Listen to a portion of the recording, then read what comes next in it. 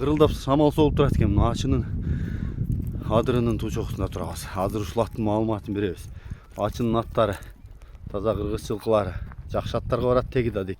Азыр бир четинен мен маалыматын алып берейин. Баскан турганын байкасаңыздар чоң турат экен. Болду кайтыр. Азыр мен сөзгө жогуракмын дейт. Өзүңүзгө айтайын. Өзүңүз айта бериң деп атат. Болду, ушундай коя турабыз. Эми биз бунун жашын, тегин, басын гана айтып коелу. Жашы канча? Жашы 6 болду. 6 асы болобу жазга? Кайсы аттарга барат дедиң? Садырбеканын атынын неберелери болуп кетет да, турат. Сукулардын абасынын аттарынынбы? Өнөрү кандай?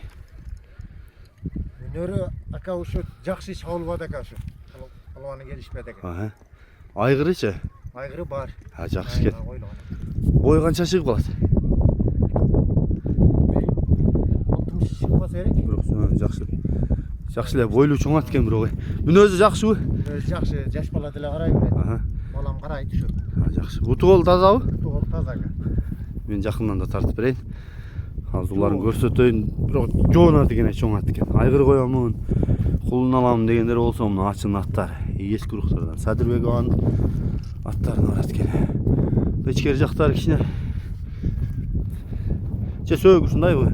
Сөөгү ушундай. Ушундай болуп турат окшойт. Жакшы экен.